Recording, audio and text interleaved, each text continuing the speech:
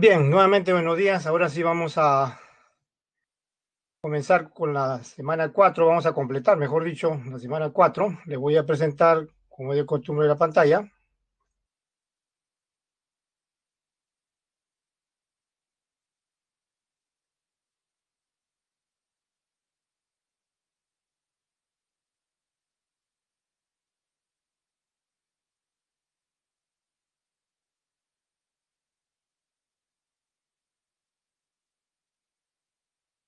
Bien, el tema de esta semana 4 es el estudio del movimiento en dos dimensiones para dos casos particulares,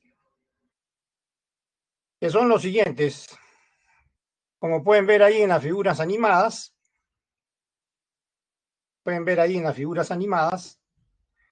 primero, tipo especial de movimiento en dos dimensiones que vamos a estudiar es el movimiento parabólico, que es el de arriba, que pueden ver ahí en la figura animada arriba, movimiento parabólico. Y el segundo tipo especial de movimiento en dos dimensiones que vamos a estudiar es el movimiento circular, ¿no? Que está en la figura animada en la parte inferior, ¿no? Es decir, en la rueda giratoria que ven ahí, ¿no? Entonces, esos dos son los dos tipos particulares de movimiento en dos dimensiones que vamos a estudiar, ¿ya?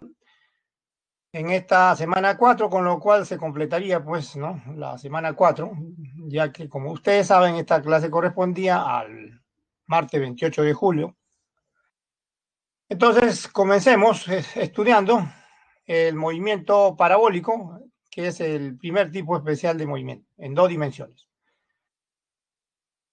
Dos dimensiones significa que debemos usar dos ejes coordenados, ¿no? Hasta ahora hemos usado solamente un eje coordenado para describir el movimiento rectilíneo, se acordarán ustedes, en las dos últimas semanas, semana 2, semana 3.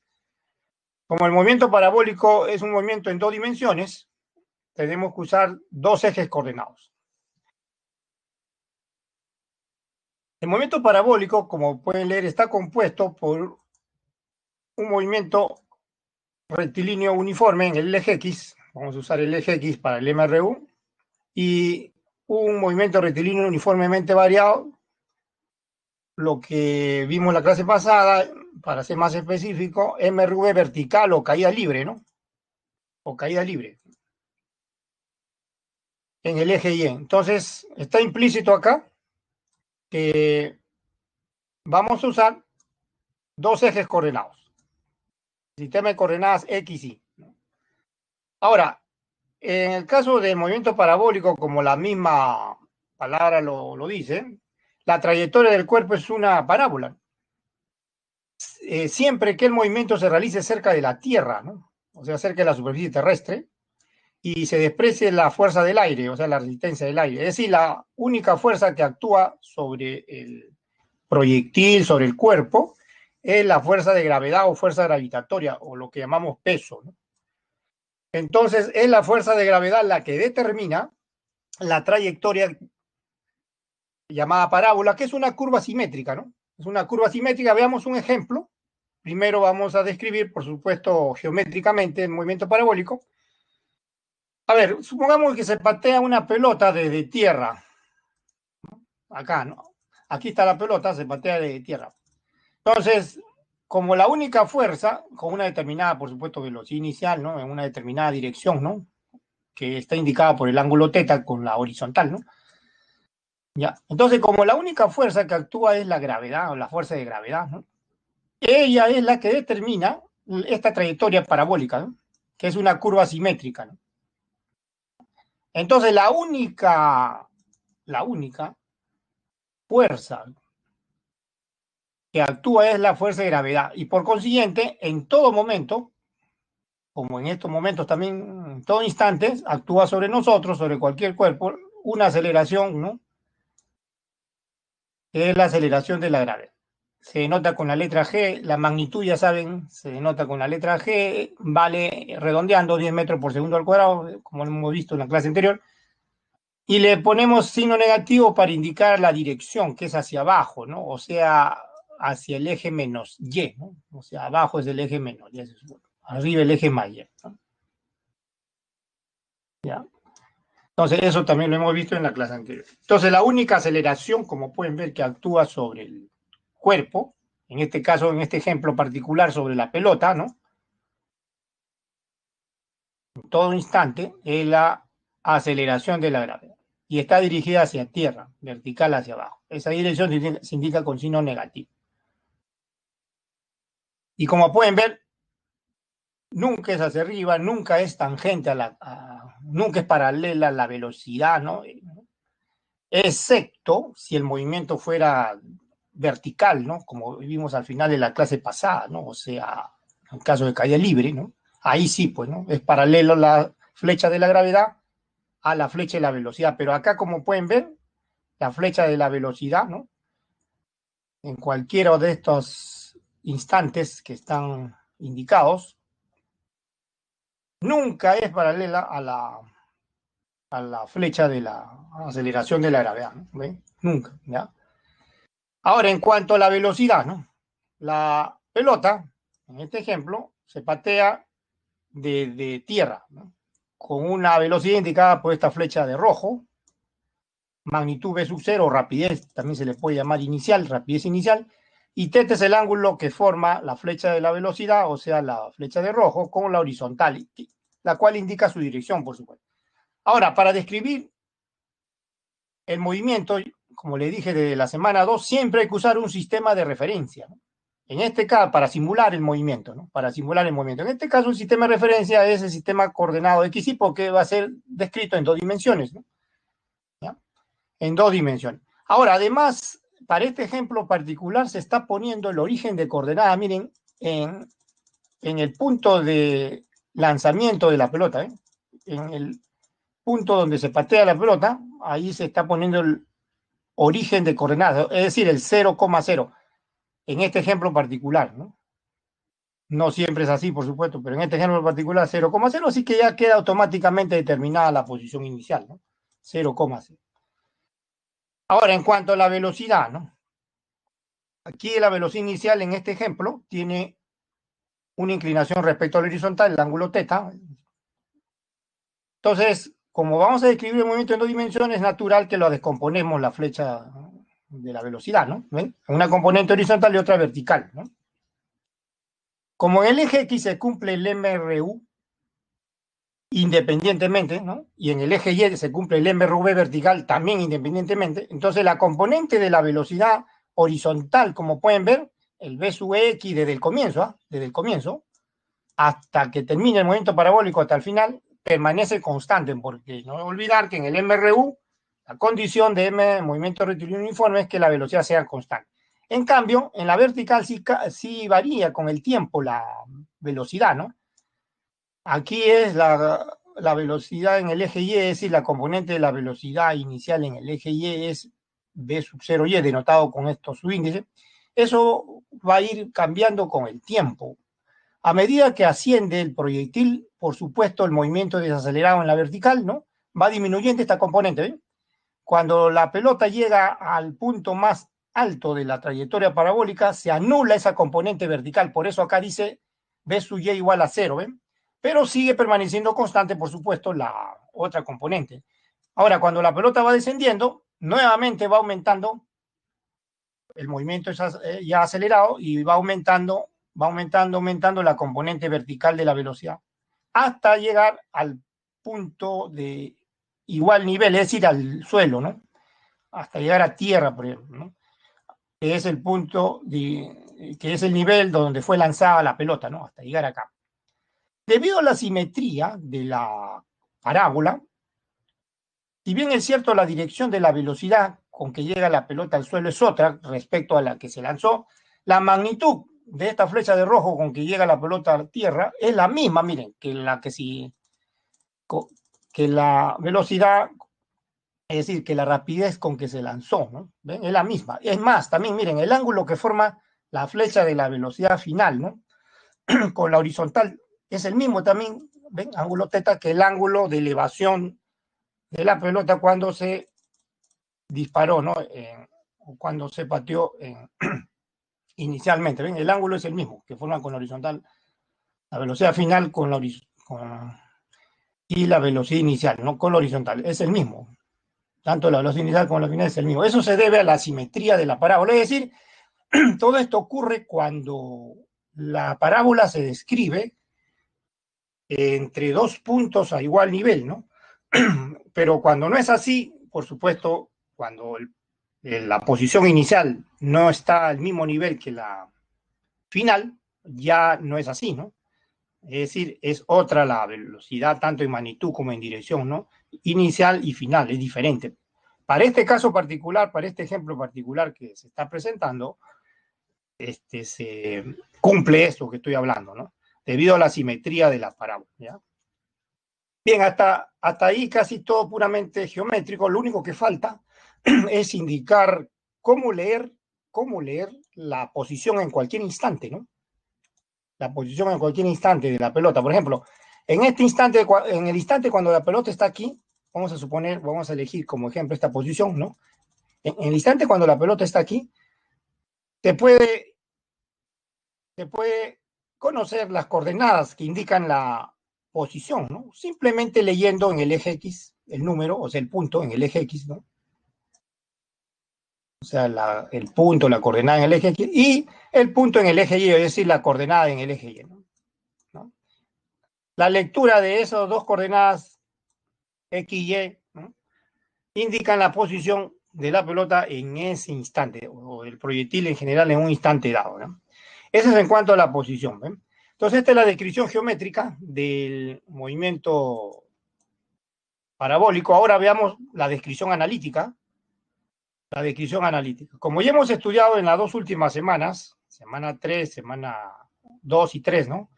El MRU y el MRV vertical, entonces veamos la descripción analítica. O sea, las ecuaciones del movimiento parabólico. Aquí en esta tabla se resume las ecuaciones de movimiento parabólico. Ya saben, en el eje X se cumple independiente el MRU, en el eje Y el MRV vertical, es decir, caída libre también como se le llama. Lo primero que debemos conocer es lo que está ahí, ¿ven? Es decir, la posición inicial, o para ser más exacto, las coordenadas X y Y que indican la posición inicial, que aquí vale 0 para el ejemplo particular que estamos tratando, pero puede que tengamos otra circunstancia, otro ejemplo donde no sea 0 una de ellas o las dos, ¿no? De repente no son 0, pero para el ejemplo particular que estamos tratando, que estamos describiendo, las coordenadas de la posición inicial son 0. Ese es en el instante 0, vamos a asumir que es el instante 0. También debe conocerse las componentes de la velocidad inicial, tanto en el eje X como en el eje Y. La componente de la velocidad inicial en el eje X, como está junto al ángulo, va multiplicada por el coseno del ángulo, ¿no? Ángulo de lanzamiento, θ. Y la componente de la velocidad inicial en el eje Y, o sea, en la vertical, ¿no? Como está opuesta al ángulo, va multiplicado por el seno del ángulo de lanzamiento, seno de θ. Estos datos hay que conocerlos, ¿ya? Siempre hay que conocerlos estos datos. Claro, acá ya se conoce la posición inicial, ¿no? 0, 0, pero a veces no son 0, 0 los dos, ¿no? Uno no es 0 o a veces ninguno de los dos es 0. Pero lo general es que hay que conocer estos datos. Si ustedes conocen estos datos iniciales, ¿no? Ya las ecuaciones que describen el movimiento parabólico en el eje X y en el eje Y, ¿no? Quedan totalmente determinadas y pueden contestar cualquier pregunta de movimiento parabólico. En caso contrario, si es que no se conocieran alguna de estas cantidades, la primera tarea, ¿no? El primer ejercicio sería determinarla, ¿no? El primer ejercicio sería determinar esa cantidad desconocida. Por ejemplo, si no se conociera la rapidez de lanzamiento, lo primero que hay que hacer, hay que conocer la rapidez de lanzamiento, ¿no? Es lo primero, por ejemplo, ¿no? Y después de eso recién podemos contestar otra pregunta, ¿no? Entonces ya saben, conocida estas cantidades, estos datos iniciales, ya las ecuaciones en el eje X, por ejemplo, es una sola, MRU es una sola fórmula, acuérdense de la semana 2, posición final en cualquier instante X igual a la posición inicial más la velocidad horizontal, en este caso la componente de la velocidad en el eje X por el tiempo, ¿no? En el eje Y, en el MRV, acuérdense, hay dos fórmulas básicas, en particular en el MRV vertical o caída libre. ¿Cuáles son? Las que vimos al final de la clase anterior, semana 3. La velocidad en función del tiempo, la velocidad en el eje Y final es igual a la velocidad inicial en el eje Y, menos la gravedad por el tiempo. Y la otra fórmula, por supuesto, es la posición en función del tiempo en el eje Y, ¿no? Posición final o en un instante t cualquiera en el eje Y es igual a la posición inicial, más la velocidad inicial en el eje Y por el tiempo, menos un medio de la gravedad por el tiempo al cuadrado. Entonces, como pueden ver acá, esto que ven acá, miren, esto hay que conocer, esto que estoy marcando en estos momentos, miren, esto, hay que conocer estos datos en estas ecuaciones y quedan totalmente determinadas y pueden contestar cualquier pregunta, ¿ven? Esto de acá, estas cantidades, posición inicial y velocidad inicial, es decir, las componentes de la velocidad inicial. La aceleración ya no necesitan porque ya siempre le van a dar de dato G, ¿no? La aceleración de la gravedad. Entonces, eso hay que conocer, ¿ya? Y entonces, aclarado estas observaciones, veamos otras ahora. Entendido con estas observaciones, ahora vamos a ver otras que son importantes. Son las siguientes.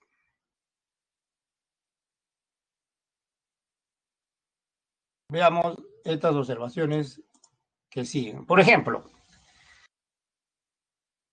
de las dos fórmulas anteriores en el eje Y, como vimos en la semana 3, surge una ecuación auxiliar, ¿no? Que no depende explícitamente del tiempo. O sea, no está presente el factor t, ¿no? Tiempo. Esa ecuación ya la hemos visto en la semana anterior, ¿no? La semana 3. Es en el eje Y, ¿no? Para el MRV vertical. Velocidad final en el eje Y al cuadrado es igual a la velocidad inicial en el eje Y al cuadrado menos 2 veces la aceleración de la gravedad por el cambio de la posición en el eje Y, que este cambio, no olvidar, es el desplazamiento vertical, que también vimos ejemplos en la clase pasada. ¿Se acordarán ustedes? Vimos ejemplo de esto. El desplazamiento vertical, ¿no? Posición final en la vertical menos inicial es el desplazamiento que se denota con la letra D, ¿no? Ya, eso es la fórmula auxiliar que es útil cuando no necesitan determinar el tiempo. Y si la recuerdan, esto por supuesto le va a ahorrar tiempo, le va a simplificar el trabajo y la pueden usar, ¿no? Ahora, también es común que en algunos problemas le pidan la rapidez, o es decir, la magnitud de la velocidad del proyectil en cualquier punto de la trayectoria y en un instante dado, ¿no? Para conocer la rapidez o magnitud de la velocidad del proyectil, hay que conocer en el instante donde le pidan, por supuesto, las componentes de la velocidad. Por supuesto que la componente de la velocidad horizontal siempre es constante, no va a cambiar esto, ¿no? B sub X va a ser una constante, pero lo que sí comúnmente tienen que determinar, ¿no? Es la componente vertical en el instante que le piden. Y recién ahí aplican esta fórmula, que no es otra cosa que el teorema de Pitágoras, bueno, porque la velocidad tiene dos componentes, v sub x y v sub y, ¿no? Si quieren determinar la magnitud, o sea, la rapidez, es la raíz cuadrada de la suma de los cuadrados de los componentes. Esa es una pregunta común que se presenta, ¿ya? Esta es una pregunta común que se presenta en este tema de movimiento parabólico, ¿ya? Ahora, para el caso particular que estamos viendo de una parábola simétrica, se cumplen las siguientes fórmulas a partir de aquí, miren. Por ejemplo, hemos visto ahorita en la figura de cuando se patea la pelota que alcanza un punto de máxima elevación, ¿no? Entonces hay una altura máxima, hay un desplazamiento vertical máximo y hay una altura máxima, ¿no? Esa altura máxima se puede conocer mediante esta fórmula siempre que se conozca la rapidez de lanzamiento v sub 0, o sea, la rapidez inicial, y el ángulo de lanzamiento, o el ángulo de elevación en este ejemplo, θ. Y con eso se conoce la altura máxima a la que se eleva la pelota con movimiento parabólico. También en la figura de la pelota que se patea tiene un alcance horizontal máximo, ¿no? O simplemente un alcance horizontal, ¿no? Para no confundir, un alcance horizontal, siempre tiene un alcance horizontal, ¿no? Cuando retorna a tierra, porque tiene que retornar a tierra. Entonces, también ese alcance horizontal se puede determinar mediante esta fórmula, conociendo nuevamente la rapidez inicial del lanzamiento y el ángulo de tiro de lanzamiento o de elevación. Pero observen que aquí seno del ángulo doble, ¿no? Ya saben, en trigonometría, seno del ángulo doble es 2 veces el seno del ángulo simple por el coseno del ángulo simple, ¿no? También se puede conocer, para el ejemplo que estamos considerando, que la parábola es simétrica entre dos puntos a igual nivel, ¿no? Se puede conocer el tiempo que permanece en el aire el proyectil, ¿no? O sea, llamado tiempo de vuelo, el cual se determina simplemente, nuevamente conociendo la rapidez de lanzamiento y el ángulo de lanzamiento mediante esta fórmula, ¿no? 2 veces la rapidez inicial, seno del ángulo de elevación, ¿no? Un ángulo de lanzamiento, entre la gravedad, ¿no? Entre la gravedad. Listo. Entonces, estas observaciones son importantes y no olvidar, ya, no olvidar que estas tres últimas las voy a marcar, ¿eh? Ojo, acá no he puesto, pero ya le estoy diciendo, estas se aplican solamente a la circunstancia del caso de la parábola simétrica, o sea, descrita entre dos puntos de igual nivel, como es el ejemplo que estamos considerando, ¿no? Estas fórmulas, escuchen, estas fórmulas, mucho cuidado con esta observación que le estoy dando, no se aplican, cuidado, es un error a veces que cometen, no se aplica cuando la parábola es descrita entre puntos que están a diferente nivel. Por ejemplo, vamos a la pizarra. Mire, si el lanzamiento es horizontal, por ejemplo, si acá tenemos un proyectil, se lanza horizontalmente, lo cual es un problema típico que se presenta, ¿no? En este tema de movimiento parabólico, ¿ya? Esta es la flecha de la velocidad inicial, ¿no? ¿Ya? Horizontal. Cuando el lanzamiento es horizontal, desde cierta altura, por ejemplo, la trayectoria también es una parábola o una porción de parábola, ¿no? Y llega, pues, al suelo, por ejemplo, en un instante posterior, pero como pueden ver, el cuerpo describe la parábola entre dos puntos que están a diferente nivel, ¿no? Uno está arriba y el otro está abajo, ¿eh? Entonces, en este caso no se aplican esas fórmulas de la altura máxima, alcance horizontal, ¿no? Y tiempo de vuelo, ¿ya? Y también en cualquier otra situación, por ejemplo, este otro también que es un problema típico, ¿no? Miren, vamos a poner que se lanza una pelota o un proyectil de cierta altura, ¿no? Respecto a tierra, ¿no? ¿Ya? Vamos a poner que se lanza de cierta altura respecto a tierra, primero se eleva, ¿no? Se eleva, se eleva, se eleva, y después empieza a descender, ¿no? ¿Eh? Hasta llegar a otro nivel, ¿no? A otro nivel. Este es otro ejemplo también que se presenta comúnmente, ¿ven? En este caso tampoco, escuchen, tampoco se aplica esas tres fórmulas de la altura máxima, alcance horizontal y tiempo de vuelo, ¿ya? En estas circunstancias tampoco se aplica, ¿ya? Bien, aclarado esto, entonces ahora sí, veamos ejemplos de movimiento parabólico, ejemplo de movimiento parabólico. Vamos al bloque de ejercicios. Vamos a bloque de ejercicios. A ver. Ejercicios. Acá está. Semana 4. Veamos el primer ejercicio de movimiento parabólico. Ahí está el enunciado. Dice, desde el techo de un edificio a una altura, ¿no? De 50 metros, ¿no? H mayúscula 50 metros. Una persona lanza un proyectil horizontalmente, ¿eh? Con rapidez de 20 metros por segundo, como muestra la figura. ¿Cuál es la figura? Esta es la figura, ¿eh? Ahí está la figura, ahí está el edificio. La persona está arriba, ¿eh? Lanzando un proyectil a una altura de 50 metros respecto a tierra, ¿no? ¿Ven? Aquí lanza.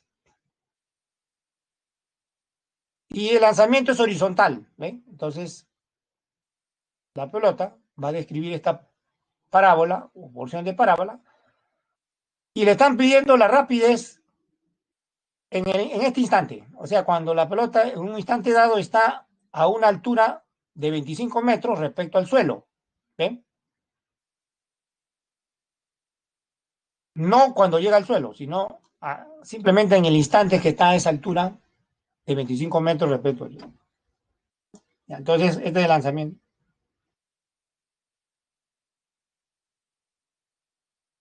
Y esa es la figura, por supuesto. Bien, entonces, la solución de este y de cualquier problema cinemático comienza siempre teniendo en cuenta un sistema de referencia, que en este caso ya saben, el movimiento es en dos dimensiones, movimiento parabólico. Hay que tener en cuenta siempre, aunque también puede ser mentalmente, porque cuando uno ya tiene bastante práctica en estos ejercicios, mentalmente uno pone el origen de coordenadas en el lugar que crea conveniente, que comúnmente es el suelo, ¿no? A veces, muchas veces se pone en el suelo, ¿no? Y empieza a resolver el problema, es decir, empieza primero a identificar los datos iniciales que le dije hace un rato, ¿no? La componente de la velocidad inicial y la posición inicial. A ver, veamos la solución. Miren, lo primero que hay que tener en mente, aparte del sistema de referencia, es que en este caso del movimiento parabólico, la velocidad horizontal, o sea, la componente de la velocidad horizontal se conserva constante, ¿eh? Se conserva constante. ¿Ya? Y ahí tienen la figura, ¿ven? Donde ya se ha puesto el sistema de referencia, o sea, el sistema coordenado XY, ¿ven? Se ha puesto el origen de coordenada, miren acá el 0,0, ¿dónde se ha puesto? En tierra, o sea, en suelo, ¿ven? En el suelo. El eje X está a lo largo del suelo y el eje Y está paralelo al edificio, ¿no? Entonces, recién a partir de ahí se puede simular, se puede estudiar el movimiento parabólico, ¿ya? Ahora, una vez puesto, como le dije, los ejes coordenados, ya uno puede leer, puede identificar con toda exactitud los datos iniciales. ¿Cuáles son? La posición inicial, es decir, la coordenada inicial en el eje X y en el eje Y. A ver, en el eje X, ¿cuánto vale en el instante de acá cuando se lanza el proyectil? Como no ha avanzado nada todavía en este instante que se lanza el proyectil en el eje X, vale cero, pues. Cero, ¿no? Corresponde al X igual a cero. En cambio, la coordenada en el eje Y, o sea, la posición en el eje Y, cuando se lanza, sí no es cero, miren. No es cero porque se lanza de cierta altura y he puesto el cero en tierra. Así que esta posición donde se lanza en el eje Y ya no es cero. ¿A qué es igual entonces? Es igual a la altura h de la cual se lanza, o sea, 50 metros, ¿no? Ya no es cero. ¿Eh? Entonces ya está identificada la posición inicial, las coordenadas de la posición inicial. Cero en el eje X, X0 en el eje X sub 0 igual a cero, y Y sub 0 igual a H en el eje Y. ¿Qué más falta? La componente de la velocidad inicial. Como el lanzamiento es horizontal, solo existe, cuando les digan que el lanzamiento es horizontal, solo existe velocidad horizontal, es decir, componente de velocidad inicial horizontal, nada más. ¿Y cuál es? También el dato, ¿no? Es la rapidez de 20 metros por segundo que le da el problema, ¿ven? Como el lanzamiento es horizontal, vuelvo a repetir, no hay en ese instante de lanzamiento, en ese instante de lanzamiento, en ese instante de lanzamiento, no hay componente de velocidad inicial en el eje Y, no hay, es cero. Por eso se pone cero ahí. Pero conforme va cayendo el proyectil o va escribiendo la parábola hacia tierra, entonces ahí sí ya no va a ser cero la otra componente en el eje Y, ¿no? Va a ir aumentando. Pero la componente horizontal no olvidar que permanece constante. Listo, entonces esa es la explicación de donde siempre se debe comenzar un problema, ¿no? Ya, el movimiento parabólico. Ya, ahora, escribimos los datos, bueno, la componente de la velocidad horizontal que permanece constante, que es dato, que es la velocidad con que se lanza el proyectil, es 20 metros por segundo o más 20 metros por segundo. La otra, ya se sabe, la otra componente ya se sabe que es cero, ahí está en el dibujo. Entonces aquí vamos a usar, como le piden determinar, vuelvo a repetir, le piden determinar la rapidez nada más, ¿no? O sea, esta B que está acá, ¿no?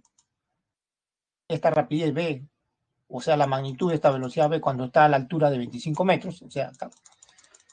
Y no le dan datos del tiempo, también se puede calcular el tiempo, pero no necesitan calcular el tiempo. Entonces pueden usar la fórmula auxiliar, ¿no? Velocidad en el eje Y en función de la posición en el eje Y. Esta fórmula que le dije, ¿ve? Esto pueden usar. Y no olvidar que esta diferencia es posición final Y, ¿no?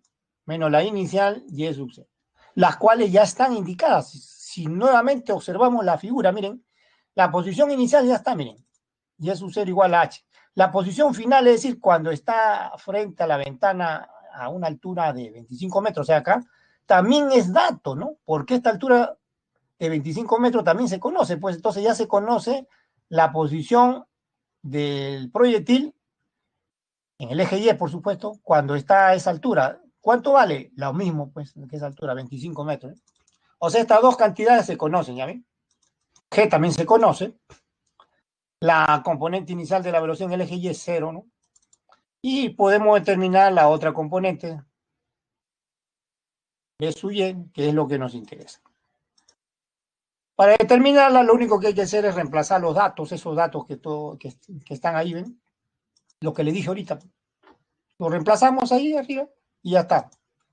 Reemplazando, entonces, 0 al cuadrado menos 2 veces la gravedad, que es 10, 25 menos 50, que es menos 25 por este menos 20, ¿no? ¿Cuánto nos da? Que B sub Y al cuadrado, o sea, la componente de la velocidad en el eje Y al cuadrado es 500. Podemos sacar raíz cuadrada acá, pero no es necesario. ¿Saben por qué? Porque como vamos a determinar la magnitud de la velocidad, ¿no? Cuando está a esa altura H, y se va a aplicar, por supuesto, el teorema de Pitágoras, se tiene que tomar el cuadrado de esa componente. ¿Ya para qué sacarle la raíz cuadrada? Raíz cuadrada es la suma de los cuadrados. Acá ya está velocidad sub Y al cuadrado, ya no necesito en el paso anterior sacar raíz cuadrada, sino reemplazar de frente el 500, ¿no? En el eje X, si lo conocemos, es 20, 20 al cuadrado, 400, más 500, 900. Raíz cuadrada de 900, ¿cuánto es? 30 metros por segundo. Y esa es la rapidez que se estaba pidiendo del proyectil cuando está frente a una ventana a una altura de 25 metros de respecto al suelo, ¿no? ¿Ya? Esa es la respuesta. Esa es la respuesta. Este es un ejemplo, entonces, típico ejemplo, que en muchas circunstancias se presenta, ¿no? Movimiento parabólico, ¿no? En exámenes, etcétera, ¿no? En eh, cualquier cuaderno o libro de ejercicio de movimiento parabólico. Este es un típico ejemplo. Veamos otro.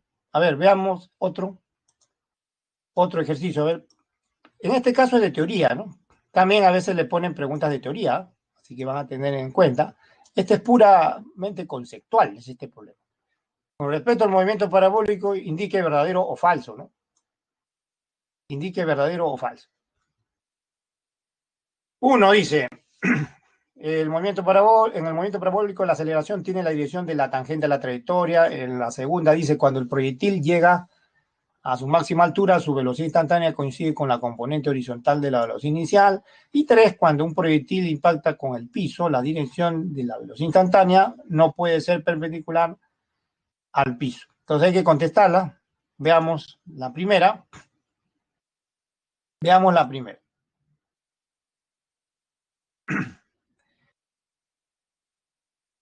En el movimiento parabólico, la aceleración tiene la dirección de la tangente de la trayectoria. Nunca, ya les dije eso al comienzo, ¿se acuerdan? Siempre es una flecha vertical hacia abajo.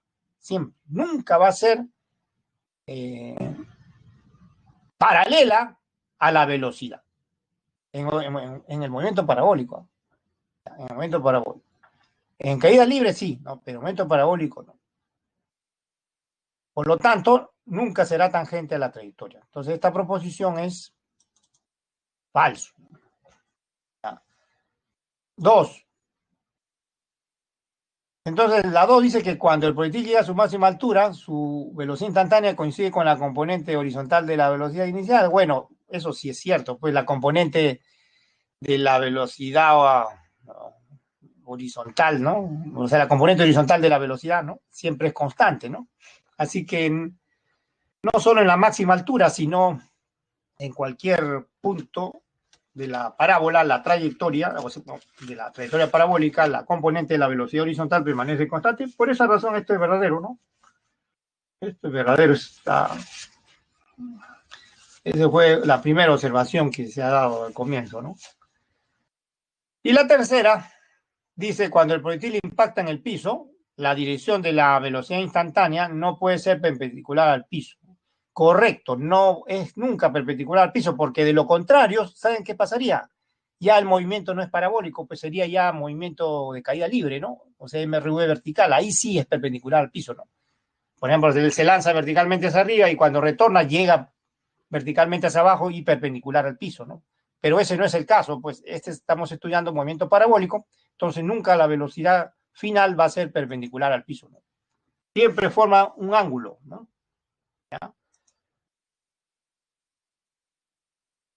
Entonces eso sí es verdadero, ¿no? No puede ser perpendicular al piso. Verdadero.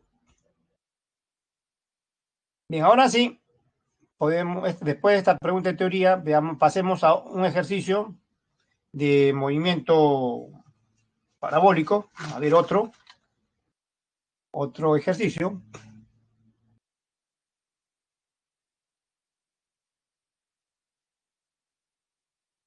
Dice lo siguiente. El ascensor externo, dice, ¿no? El ascensor externo de un edificio sube con rapidez constante de 10 metros por segundo, como muestra la figura.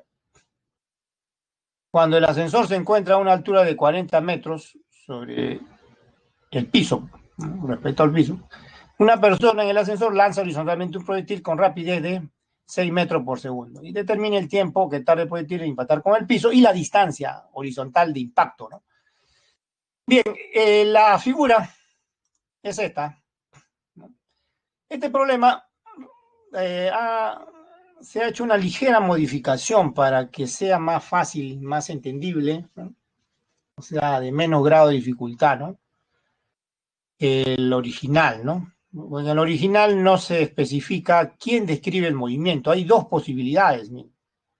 El movimiento puede ser descrito por la persona que está en el ascensor con velocidad constante o también puede ser descrito por otra que esté en tierra, ¿ya?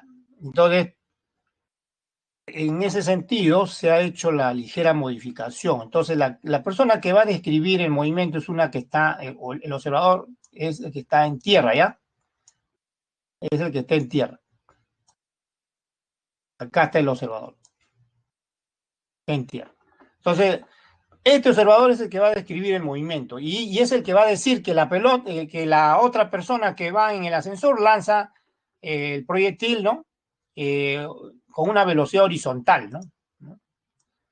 Este observador que está en tierra también va a describir que el movimiento del ascensor es vertical hacia arriba con velocidad constante. Entonces, para el observador que está en tierra, en el instante que se lanza el proyectil con esta velocidad horizontal, también tiene una velocidad vertical, porque no olvidar que la persona que viaja con el ascensor tiene una velocidad vertical. Entonces, el proyectil no solamente tiene velocidad horizontal, que es con que lo lanza la persona, sino también tiene velocidad vertical, porque, vuelvo a repetir, la persona está viajando con el ascensor con una velocidad vertical hacia arriba constante de 10 metros por segundo. ¿Ya? Entonces, eso es lo que describe este observador que está acá en tierra, ¿ya? Eso es lo que va a describir. El proyectil lanzado tiene una velocidad horizontal, 6 metros por segundo, y también experimenta una velocidad vertical hacia arriba de 10 metros por segundo debido al ascensor que está subiendo, ¿no? ¿Ya? Que está subiendo. ¿Ya? Como pueden ver, se hace más fácil la explicación con esta modificación, se hace más fácil que lo que está en el texto original, ¿no? Los datos son los mismos, la respuesta va a ser la misma, ¿no? Va a ser la misma la respuesta, nada va a cambiar excepto lo que les he dicho ahorita, ¿no? Que para la persona que describe el movimiento está en tierra y que para esa persona que describe el movimiento y que está en tierra, el proyectil se lanza con una velocidad horizontal, ¿no? De sub cero, no formando un ángulo, no, sino con esa velocidad horizontal. Y ya existe y ya va a experimentar velocidad vertical porque vuelvo a repetir, el proyectil y la persona está viajando con el ascensor hacia arriba con cierta velocidad. Ya, entonces esas dos son las velocidades que va a experimentar el proyectil en el instante que se lanza, ¿no? En el instante que se lanza. Esas dos velocidades. Aclarado esto, ahora sí veamos la solución. Veamos la solución.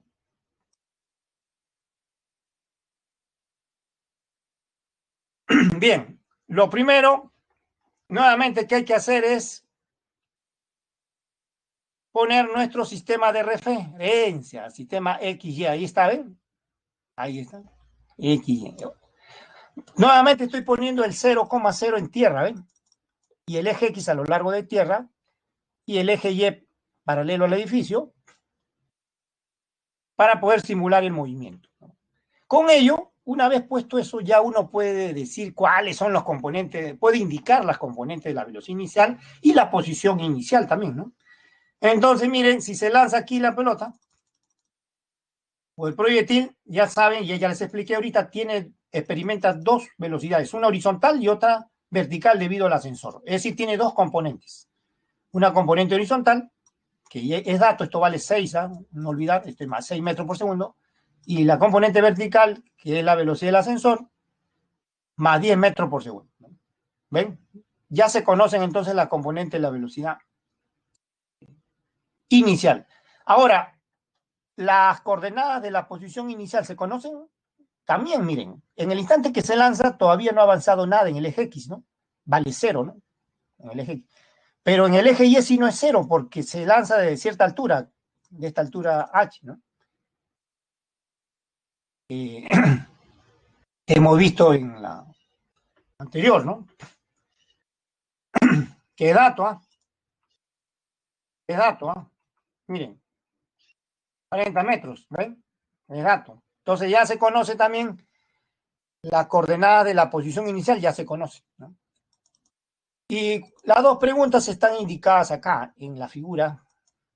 Primero le piden el tiempo en que llega al suelo, este T, el tiempo T, y la distancia horizontal que avanza, ¿no? Esta D que está acá, ¿no? Eso le pide. Eso le pide. Entonces está claro la figura. Está clara la figura, no hay nada que agregar ahí. Ya se ha puesto el sistema de coordenadas y ya se ha leído las coordenadas de la posición inicial y las componentes de la velocidad inicial. Ahora sí, escribimos pues las componentes de la velocidad inicial. Ahí están, ya le dije que eran 6 y 10, ¿no? En horizontal 6, ya saben, permanece constante. Este 6 metros por segundo permanece constante siempre hasta que llega al suelo. Y la que va variando es la componente vertical, ¿no? Porque no olvidar que la pelota todavía asciende, ¿no? Cuando la pelota se lanza, como experimenta la velocidad del ascensor, entonces se eleva un poco, ¿ven?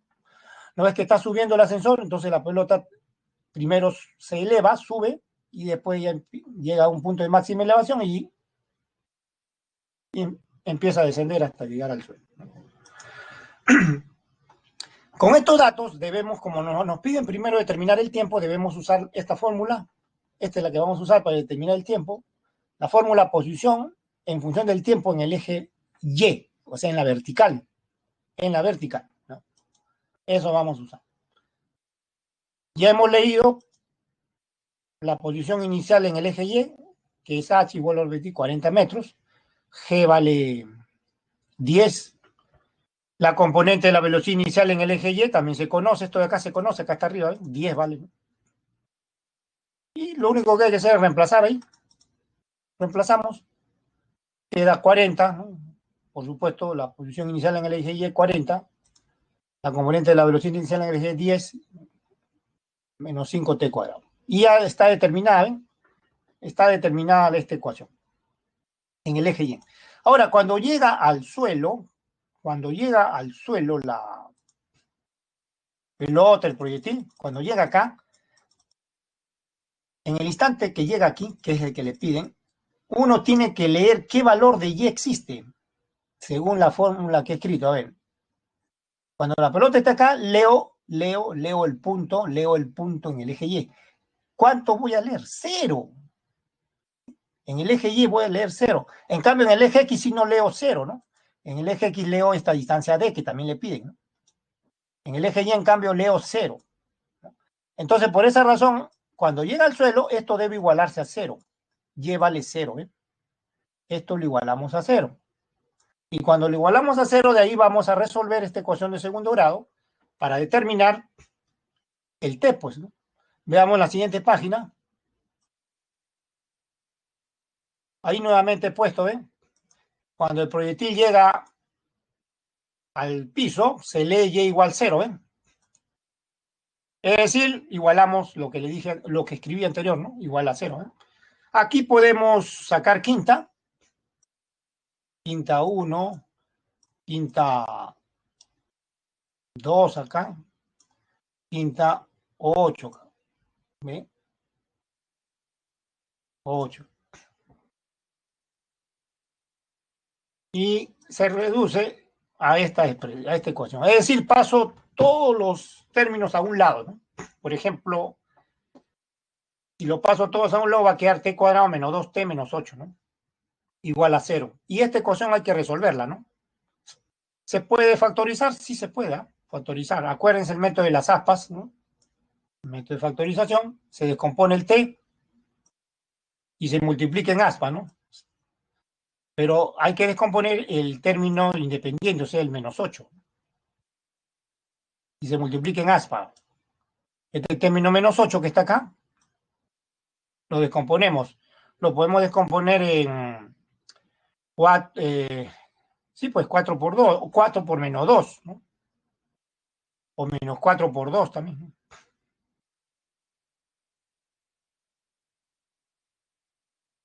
Menos 4 por 2. ¿Ya? Lo multiplicamos en aspa. Acá le va a quedar menos 4t, ¿no?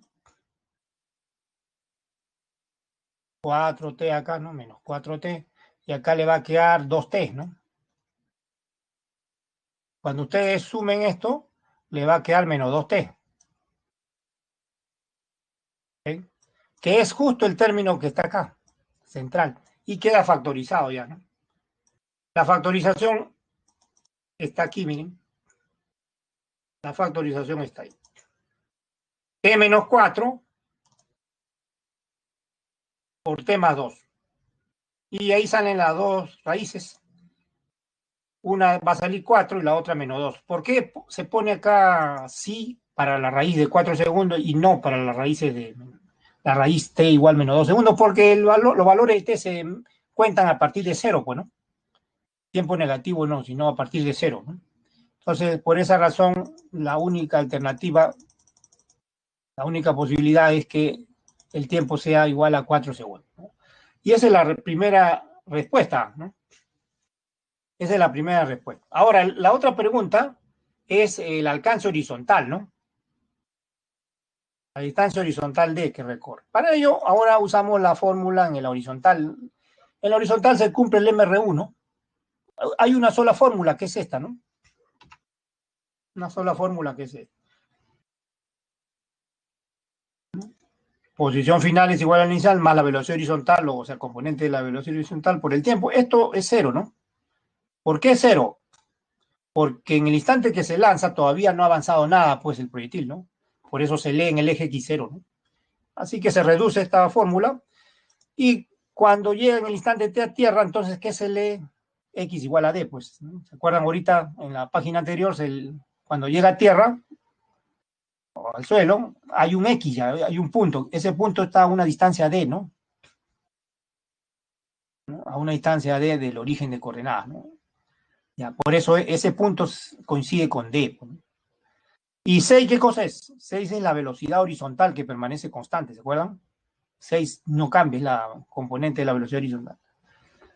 Entonces, lo único que hay que hacer acá es evaluarlo en el instante en que llega al suelo. Evaluando esto en t igual a 4, vamos a tener 6 por 4, 24. Y ahí termina, ¿eh? Ahí termina el problema. Esa es la otra pregunta, la distancia horizontal. Este problema también es conocido, típico. Solo la única diferencia aquí que es una persona que viaja en un ascensor, ¿no? Pero este mismo método se aplica a otras circunstancias parecidas, ¿no? A otras circunstancias parecidas. Cuando el proyectil tiene dos componentes de velocidad inicial, se eleva y después llega al piso, ¿no?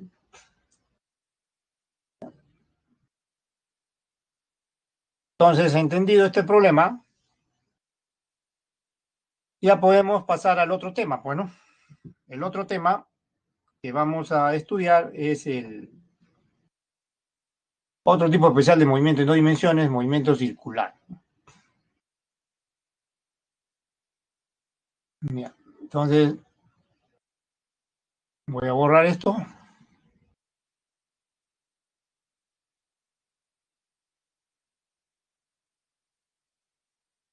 para pasar al otro tema.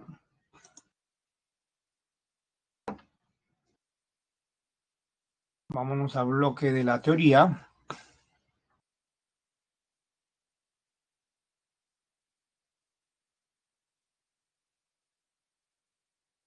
Bueno, aquí nos quedamos, pues, en la teoría, ¿no? En las observaciones de movimiento parabólico, ahí nos quedamos. Pasemos al otro tema que vamos a estudiar, el movimiento circular. También se describe en dos dimensiones y la trayectoria es una circunferencia. O sea, el caso de una circunferencia vamos a estudiar. Lo primero que debemos comprender son los conceptos básicos para este movimiento, que son análogos a los conceptos básicos que estudiamos en la semana 2, cuando se empezó a estudiar el movimiento rectilíneo, solo que ahora la trayectoria ya no es rectilínea, sino es una circunferencia.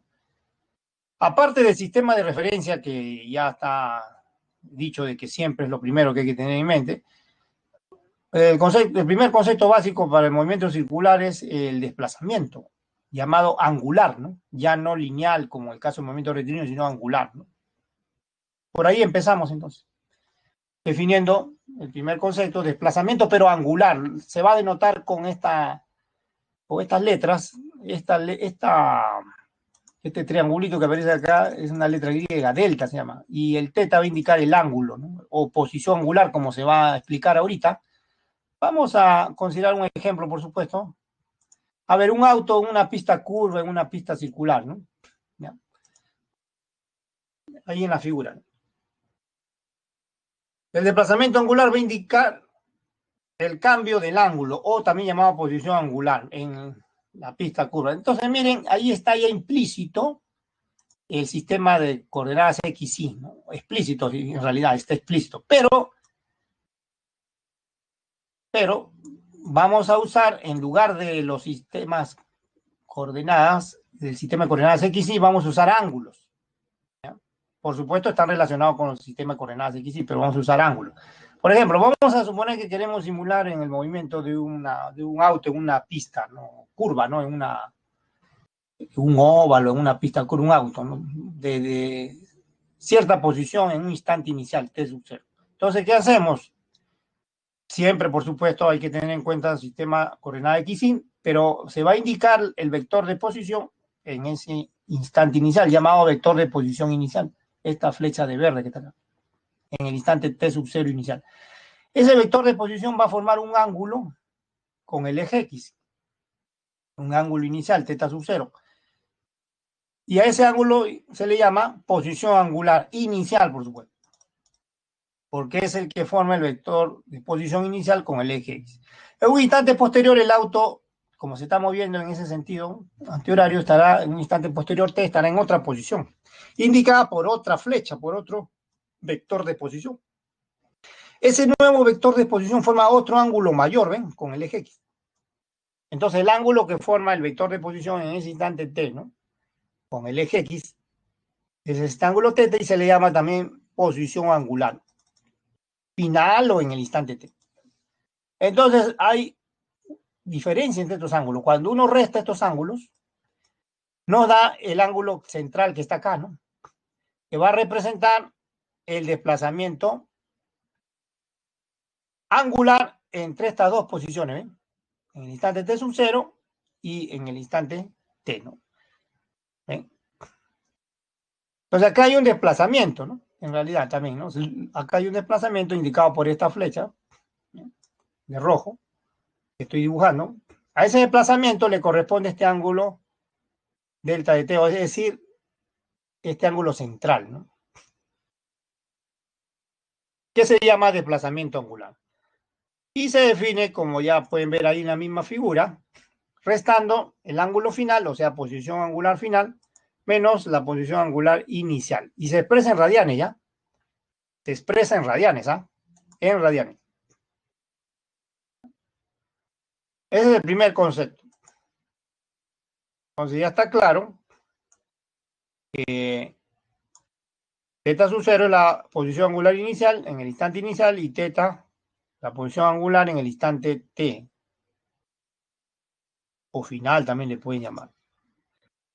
Ya, ¿qué más observan acá en esta figura? Miren, además del desplazamiento que le dibujé ahorita, ¿no? Observan una distancia que recorre el auto, miren. Acá hay una distancia, que es este arco, ¿no?, que recorre el auto en ese intervalo de tiempo. Esa distancia, o sea, esa longitud de este arco, esa distancia, o sea, la longitud de este arco que recorre este auto en este intervalo de tiempo, se está denotando también con delta, pero de S vendría a ser la notación de la distancia, ¿no?, o de la longitud de arco, la longitud de la trayectoria, ¿no? ¿Ya? Y acuérdense, geometría, eso está relacionado con el ángulo, este arco, ¿no?, que está acá, a este arco, a esta longitud de arco, a esta distancia que está acá, le corresponde este ángulo central, que es el desplazamiento angular. Y acuérdense, esa es la observación, que hay una relación entre esa longitud de arco, o sea, entre esa distancia recorrida por el auto y el desplazamiento angular, que es el ángulo correspondiente, ¿no?, el ángulo central, ¿no?, en esa figura. Y se expresa así, ¿no?, el radio de la porción de circunferencia, que es R, por el ángulo central correspondiente a ese arco, es decir, a esa distancia, ¿eh? Entonces, esta observación, ténganla en cuenta, ¿ya?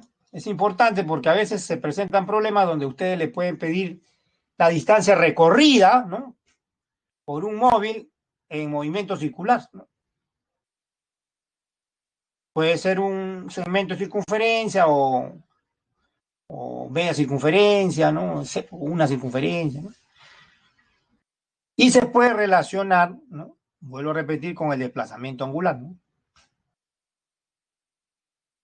mediante esta ecuación que está acá abajo, ¿no? Entonces es importante esta observación, ¿ya? Van a tener en cuenta, ¿no? Más adelante en un ejercicio vamos a ver esto, ¿ah? Vamos a ver esto. Siguiente concepto, velocidad angular media, ¿no? Esta palabra media, ya saben, desde la semana 2 les vengo diciendo, se agrega para indicar que la velocidad o la cantidad física se define en un intervalo de tiempo. En este caso es la velocidad angular lo que estamos definiendo. La definición es análoga a la de velocidad media que estudiamos la semana 2, ¿no?, solo que es para el movimiento circular, o sea, en función de la posición angular. Entonces, es cantidad vectorial también, pero nosotros no vamos a preocuparnos mucho por la dirección, sino más que todo por el valor nada más, ¿no?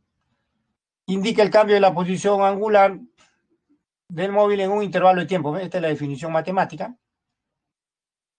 Y utilizando las notaciones que están en la figura que vimos ahorita, se expresa así, pues, ¿no?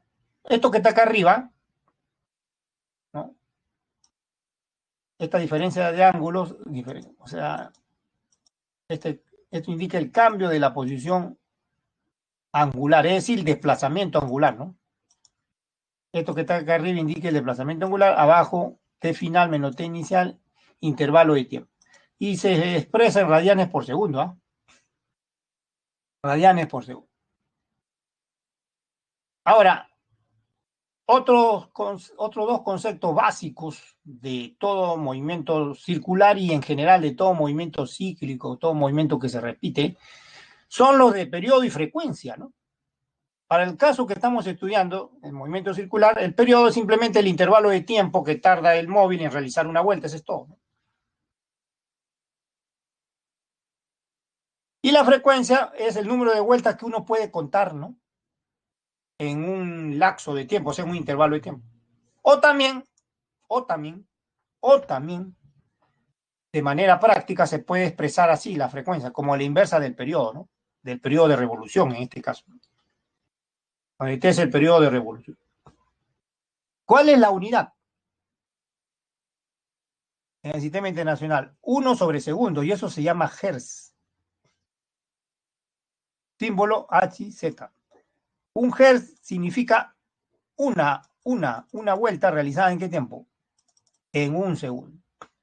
Si fuera un kilohertz, 1000 vueltas realizadas en un segundo. Si fuera un megahertz, sería 1.000.000 de vueltas realizadas en un segundo. Ya. El hertz es entonces la unidad de frecuencia.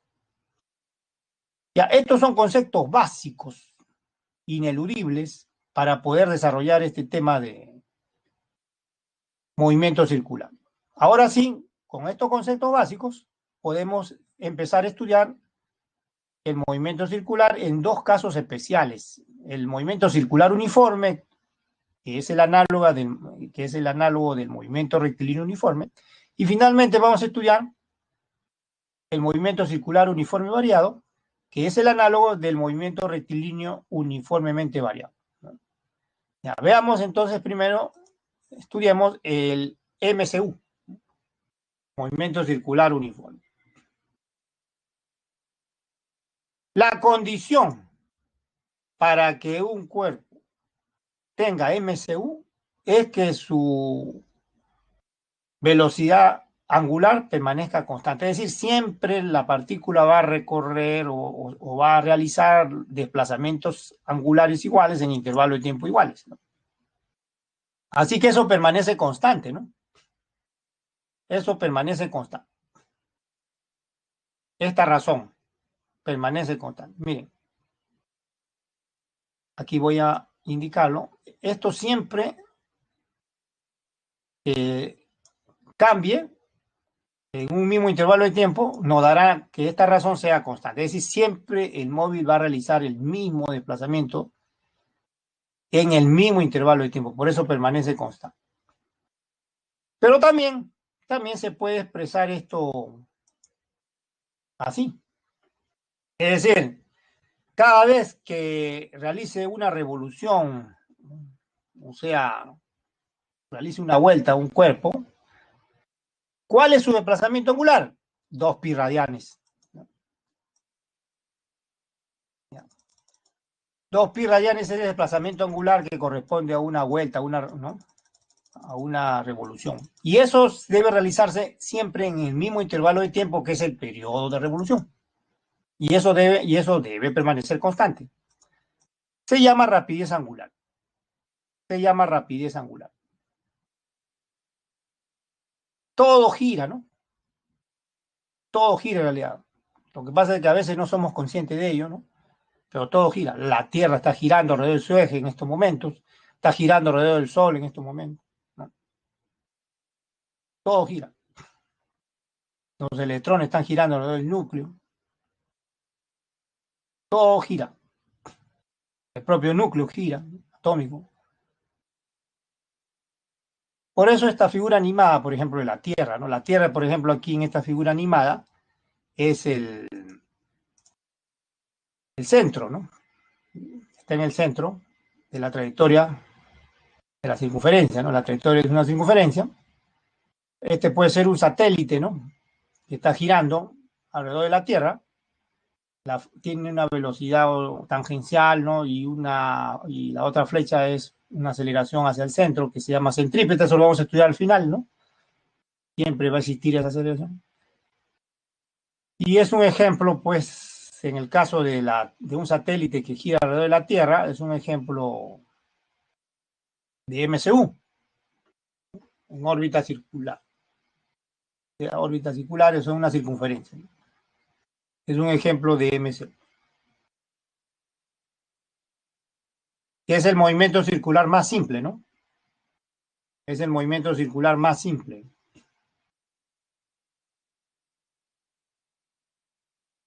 Es el movimiento circular más simple.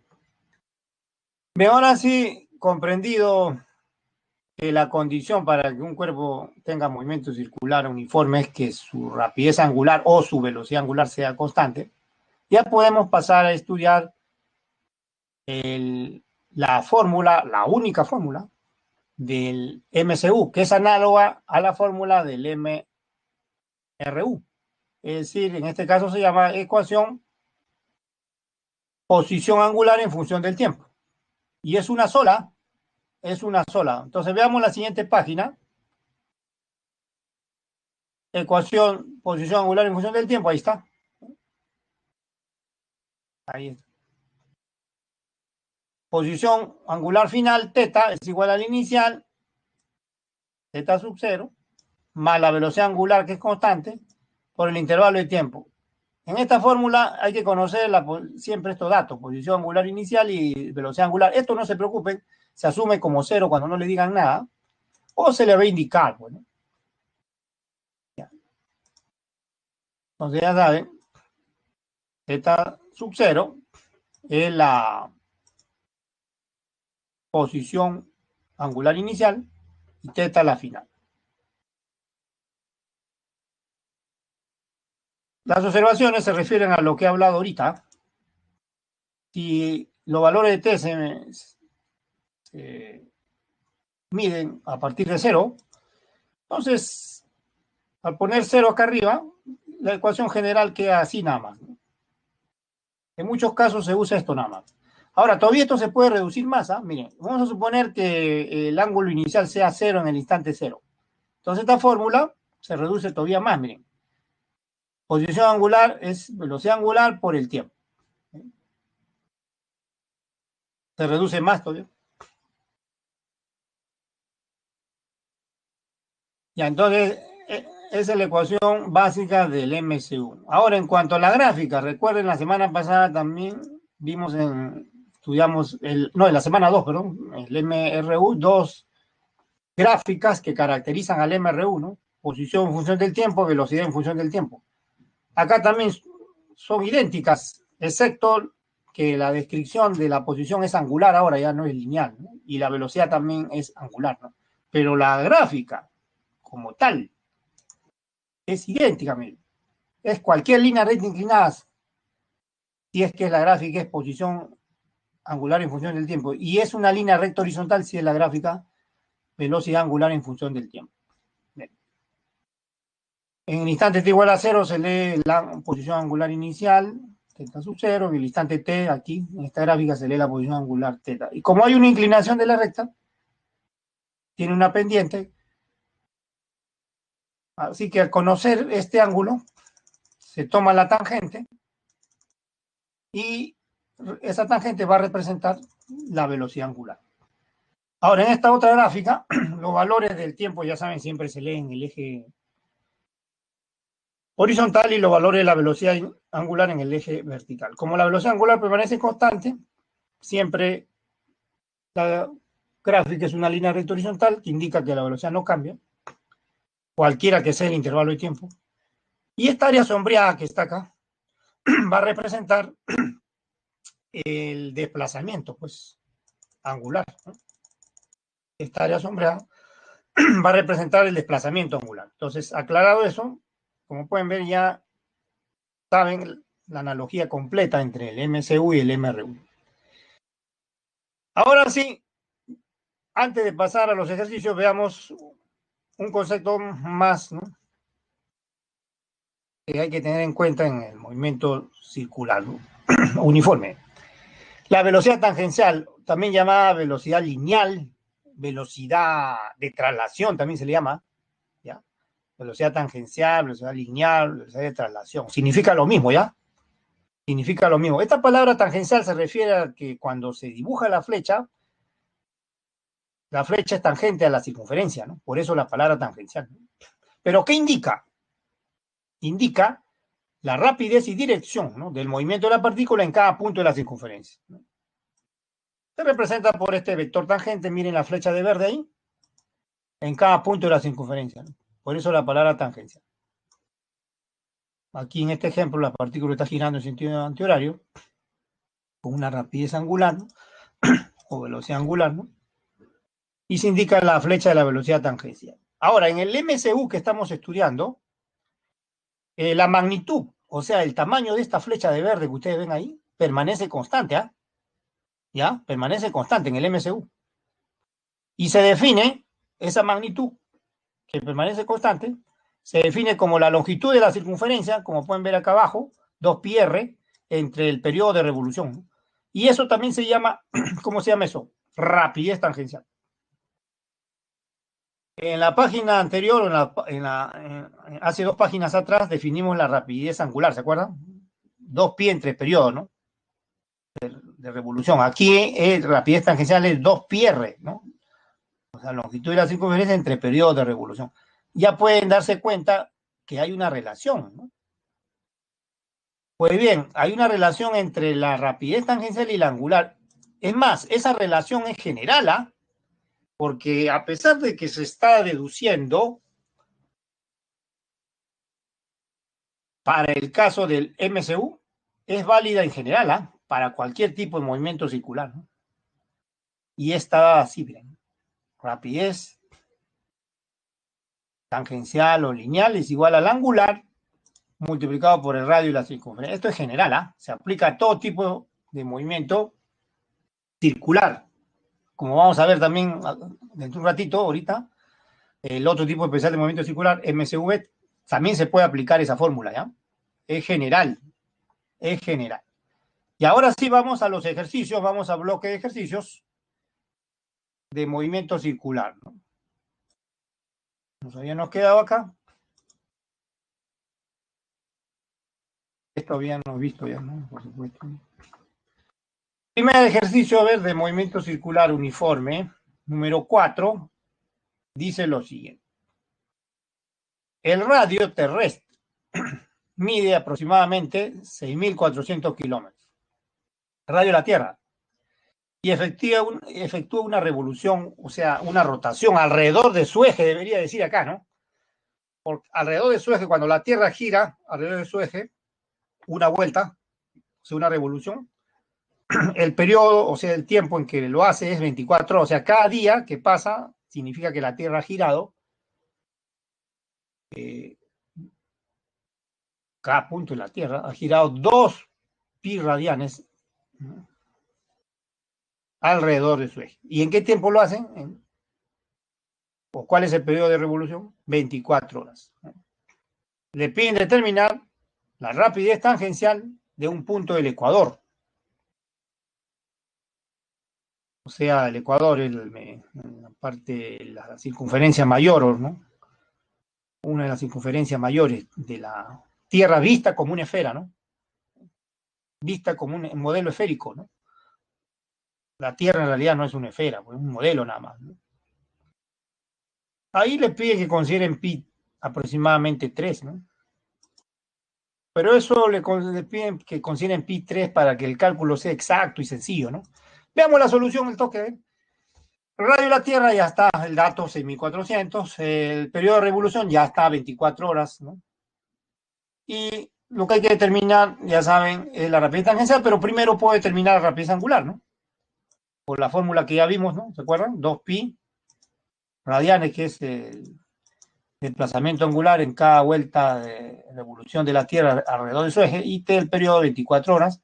Simplificamos, acá queda pi sobre 12 radianes por segundo, y con ese dato utilizamos la relación general entre la rapidez tangencial y la rapidez angular, ¿no? Ahí está abajo, miren, esta relación general, y lo único que hay que hacer es reemplazar la rapidez angular, pi sobre 12, el radio es de un punto de la superficie de la Tierra del Ecuador es 6.400 kilómetros, y ya está. Acá tercia 1, tercia de 12 es 4.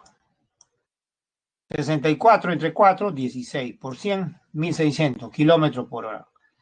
1.600 kilómetros por hora es la rapidez de traslación, o sea, tangencial, ¿no? De la Tierra, ¿no?, alrededor de su eje, ¿no?, alrededor de su eje.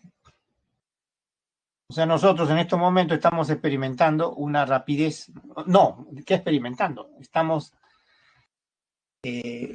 sometidos a esa rapidez sin darnos cuenta, es decir, inconscientemente, ¿no? Nuestra mente no percibe esa rapidez, grandísima rapidez. Bueno, la explicación está más allá del alcance del curso, por supuesto, ¿no? Eso ya tiene que ver con la naturaleza de la mente, ¿no? Ese es otro tema ya, ¿no? Ese es otro tema. Pasemos a otro ejercicio, a ver, de movimiento circular uniforme. Este 5, dice. Un disco tiene un agujero a una distancia de 20 centímetros de su centro y está girando horizontalmente con una velocidad angular omega, como muestra la figura. Ahí está. Ahí está la figura.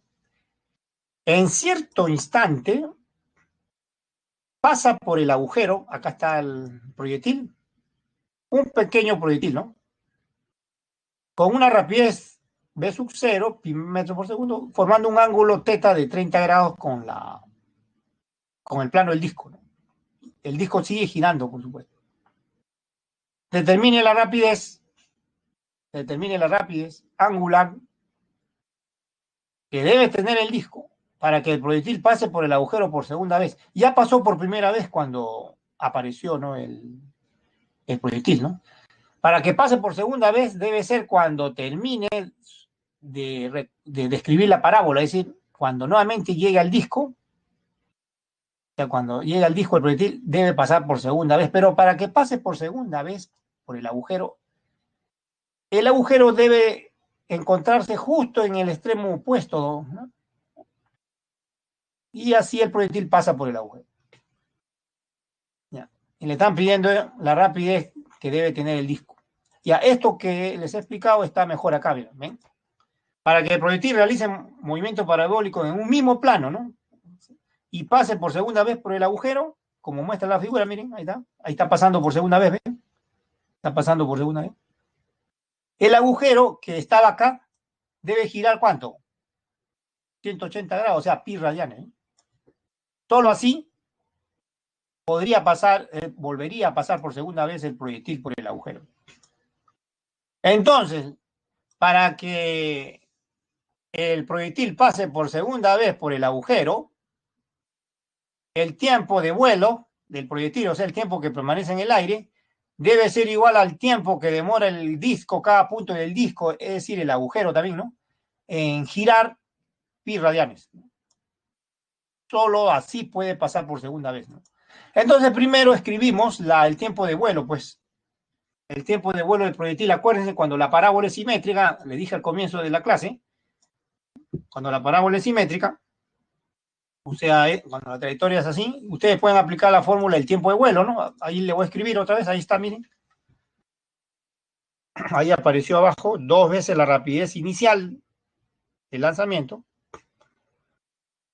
por el seno del ángulo de lanzamiento. Θ vale 30 grados, no se olviden. Θ vale 30 grados, ¿no? Es dato, ¿ah? Θ es dato, 30 grados.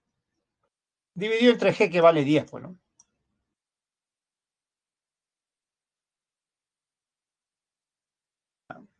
Ya, ese es el tiempo que tarda el proyectil, tiempo de vuelo, desde que apareció por el agujero en el lado izquierdo hasta que impacta en el disco en el lado derecho. Pero debe atravesar el agujero, ¿no? Ya, entonces, ahora lo que hay que hacer es escribir el tiempo que tarda el agujero en girar pi radianes. Veamos a la siguiente página. El tiempo en que el agujero gira pi radianes.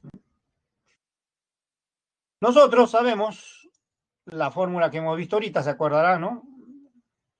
Ustedes han visto ahorita la fórmula más reducida, ¿no?, del MC1, ¿no? Acuérdense, ángulo, o sea, posición angular es velocidad angular por el tiempo, ¿se acuerdan? Ahorita se ha visto eso, ¿no? Ahorita se ha visto, ¿no? por el tiempo. Bien, de aquí se despeja, o podemos despejar el tiempo. Voy a despejar el tiempo de acá.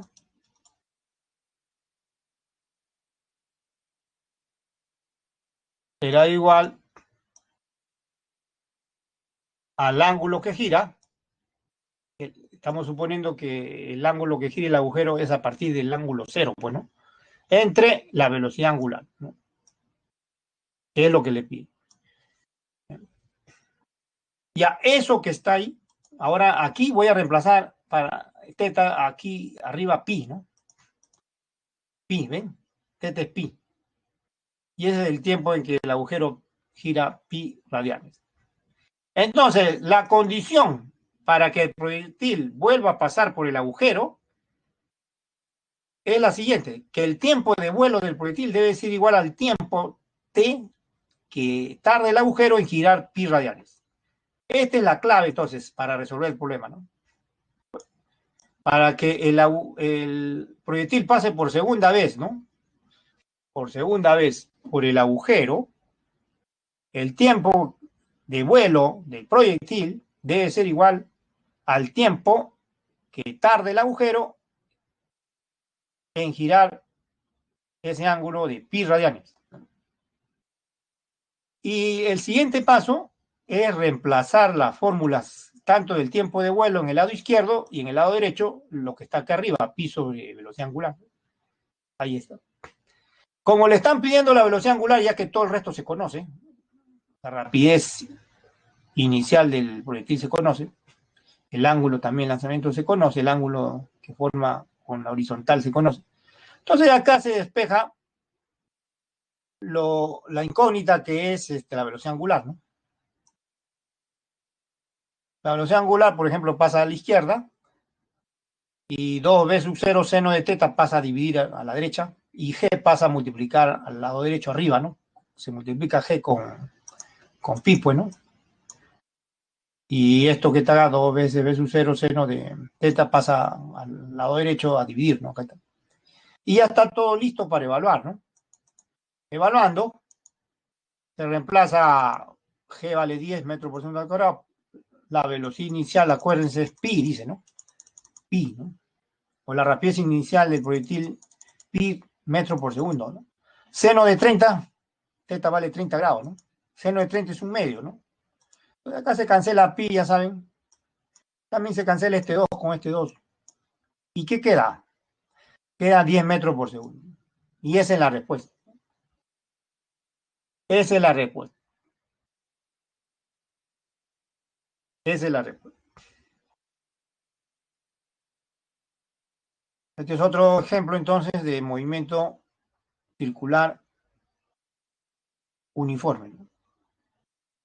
Pero combinado con movimiento parabólico, ¿no? Porque también está presente el movimiento parabólico. ¿Mm?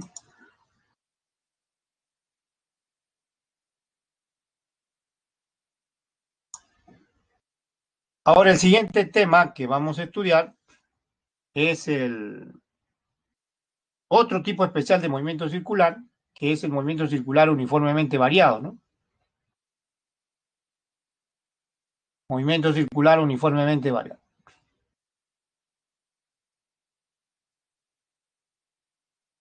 Vámonos a la teoría. Ahí nos habíamos quedado.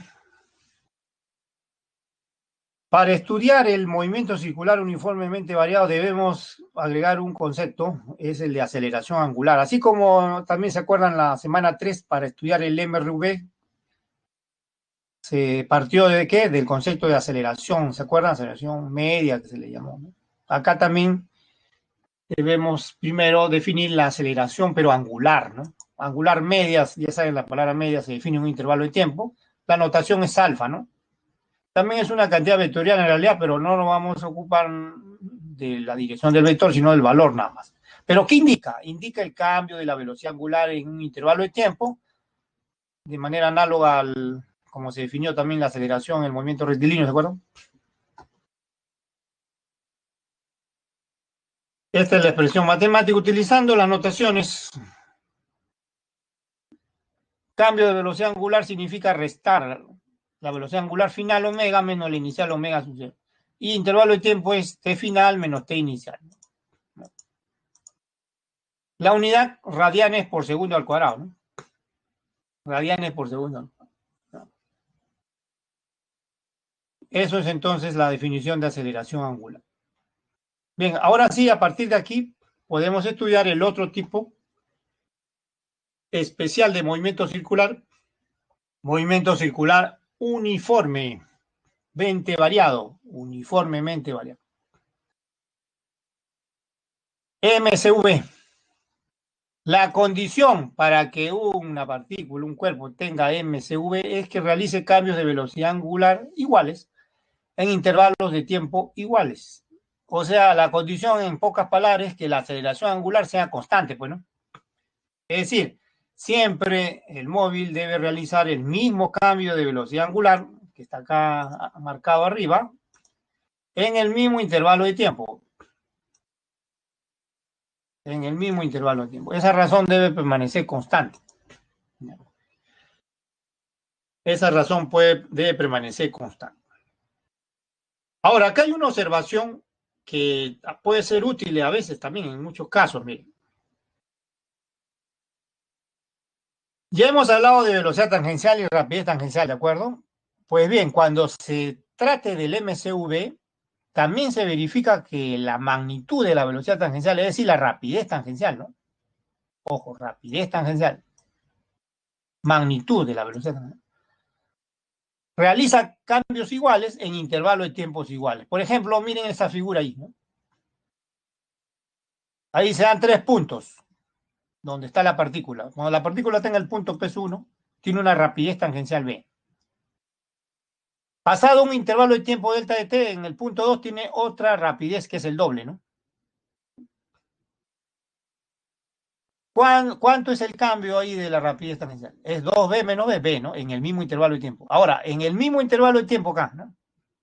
En este mismo intervalo de tiempo. Entre los puntos P2 y P3. ¿Cuál es el cambio de velocidad? En el punto 3 se ha triplicado la rapidez, ¿ven?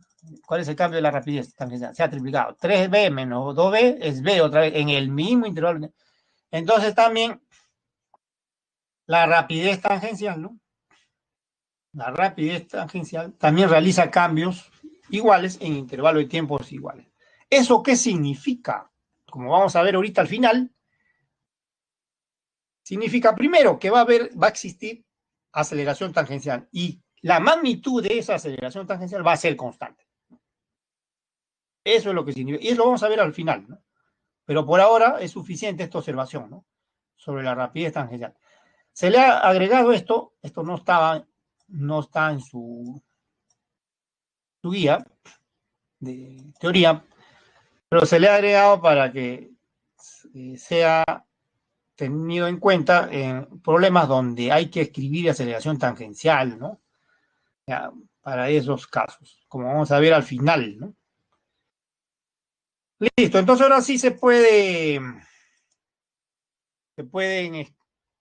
describir el MCV, cuyas ecuaciones son completamente análogas a las del MRV, ¿no? Por ejemplo, la ecuación velocidad angular en función del tiempo, ahí la tienen, es análoga a la que vimos en el MRV. Y la ecuación posición angular en función del tiempo también es análoga al MRV. Solo que en vez de B pongo, o V, como quieran, pongo omega, ¿no? Y en vez de X pongo teta.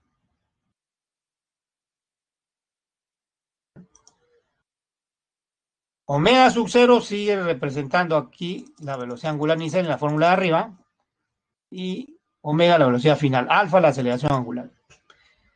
Abajo teta posición angular final y teta sub 0 la inicial, ¿no? Teta sub 0 la inicial. Ahora acá hay datos que hay que conocer. Miren, estas cantidades tienen que conocerse. Si no se conocen, ese es el primer ejercicio, determinarlas, ¿no? Todo esto que estoy marcando hay que conocerlo. El t inicial no se preocupe, o se asume como 0 cuando no le digan nada, o le van a indicar, pues, ¿no? me van a indicar. Eso no es problema, ¿no? Y estas son las ecuaciones básicas del MSV, análogas a las del MRV. Por supuesto que cuando el T inicial es cero, como vamos a ver acá en estas observaciones, estas fórmulas se reducen a estas dos que se usan bastante, ¿no? Es la que más se usan, ¿no? Comúnmente se usan estas, ¿no? En problemas así de MSV, ¿no? Ahora, también puede ocurrir que no le den datos del tiempo o no requieran determinar el tiempo, así que estas se combinan, se elimina el tiempo de estas dos, se despeja de la primera fórmula el tiempo y se reemplaza en la segunda, y se obtiene la ecuación auxiliar velocidad angular en función de la posición angular. No olvidar velocidad angular final al cuadrado, velocidad angular inicial al cuadrado, más dos veces la aceleración angular por la diferencia de la posición angular final menos inicial, que no olvidar que esta diferencia de ángulos es el desplazamiento angular, la delta de t. No olvidar eso. Esa es la ecuación auxiliar que hay que tener en cuenta.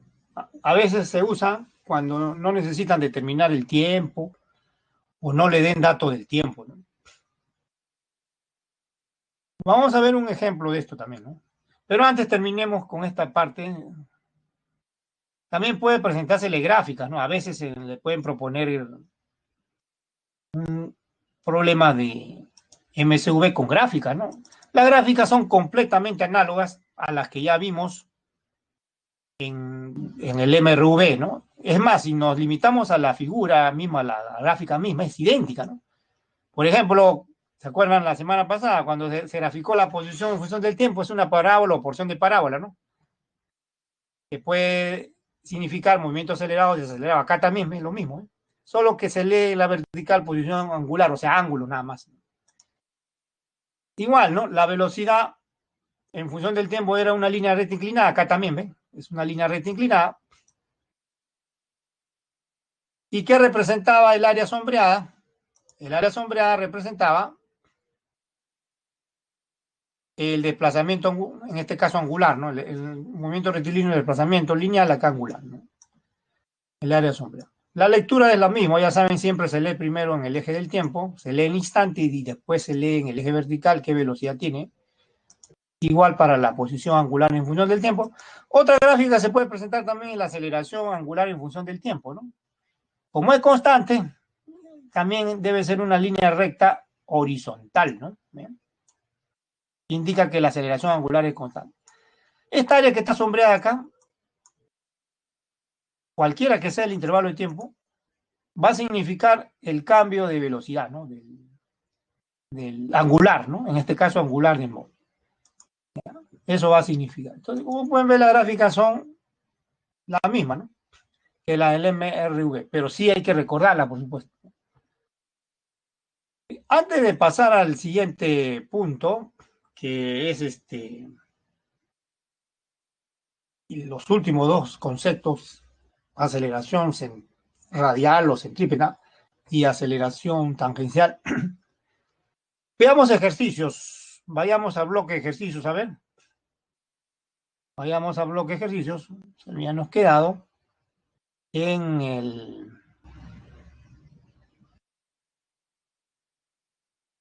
movimiento parabólico, ¿no? Este es el primer ejercicio de MSV número 6, que dice, el aspa de un ventilador mide 1,5 metros de largo, dice. 1,5 metros de largo. Y está girando con una rapidez angular, ¿no? Una rapidez angular de pi medio radianes por segundo. En cierto instante, dice que se desconecta, ¿no? O sea, se apaga, se interrumpe la corriente. Interrumpe la corriente y va a tener, por supuesto, movimiento desacelerado, ¿no? Va a tener movimiento desacelerado. uniforme, o sea, muy MSV, ¿no? Efectuando 10 vueltas hasta el instante que se detiene, ¿no? Hasta el instante que se detiene. ¿Ya? Entonces le están pidiendo que determinen la aceleración, dos preguntas, aceleración angular y el tiempo que tarda en detenerse. Claro que le tienen que preguntar primero la aceleración angular, porque es uno de los datos claves que hay que conocer. Si no, no se puede responder ninguna otra pregunta. Veamos entonces. Aquí vamos a usar, como no nos dan datos del tiempo y no necesitan determinar primero el tiempo, sino primero hay que determinar la aceleración angular, después ya le piden el tiempo. Entonces podemos usar la fórmula auxiliar, pues, ¿no? Velocidad angular final al cuadrado igual al inicial al cuadrado, 2 veces alfa por desplazamiento angular, que es esta diferencia, ¿no? Y acá están los datos, miren. Cuando se detiene el ventilador, su velocidad angular debe ser 0. Ya no gira, pues. Ya no gira. El desplazamiento angular, que es esta diferencia de ángulo, debe ser 10 vueltas, porque realiza 10 vueltas hasta el instante que se detiene, ¿no? Pero eso hay que expresarlo en radianes. Una vuelta equivale a 2 pi radianes, ¿no? Entonces, 10 por 2 pi, 20 pi radianes es el desplazamiento angular. Y ya saben que el dato de la velocidad angular inicial, ¿no? Que es pi medios radianes por segundo. Se reemplaza eso y se despeja alfa, ¿no? Acá arriba se despeja alfa fácilmente, miren. Pasen omega sub 0 cuadrado al otro lado, queda la diferencia de cuadrados, velocidad final angular al cuadrado menos velocidad angular inicial al cuadrado. Y este 2 multiplicado con la diferencia de ángulos, que es el desplazamiento angular, ¿no? Esto que está aquí es el desplazamiento angular, esto pasa a dividir, ¿no? Esto pasa a dividir y ya queda despejado alfa, ¿no? Acá está, ¿eh? 0 ponemos la velocidad angular final, pi medio el inicial, ¿no? Abajo 2 por 20 pi, que es el desplazamiento angular, queda finalmente fácil, ¿no? Miren, pi sobre 160 se obtiene fácil porque acá aquí queda pi al cuadrado, ¿no? Como queda pi al cuadrado, se cancela un pi, queda un pi acá, ¿no? Ahora queda 2 al cuadrado, 4. Este 4 pasa abajo, ¿no? Multiplica al 2 y al 20, queda 4 por 20.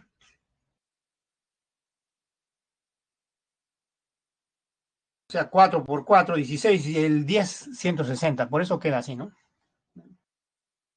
Y ya está la aceleración angular. Lo último que hay que determinar es el tiempo que tarda en detenerse.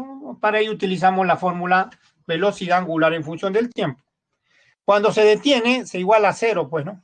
En el instante que se detiene, se debe igualar a 0 la velocidad angular, ¿no? Porque ya no gira, pues, ¿no? Acá ya se igualado a 0, ¿eh? Ya se igualado a 0. Y ahí se despeja t, pues, es menos, sale menos, ¿no? Menos velocidad angular sobre alfa. Y reemplazamos, ¿no? Aceleración angular abajo, menos pi sobre 160 arriba, la velocidad angular inicial, que es dato, ¿no? Pi medios. Y ya está. Aquí se cancela pi. Se cancela el signo menos también, menos acá, menos acá. Este 160 sube y este 2 baja.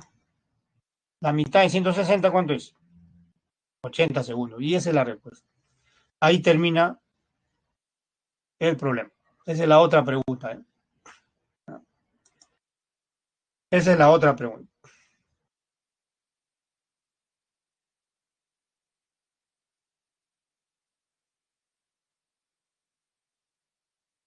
Antes de ir a la otra pregunta, de una vez vamos a terminar con la teoría, ¿ya?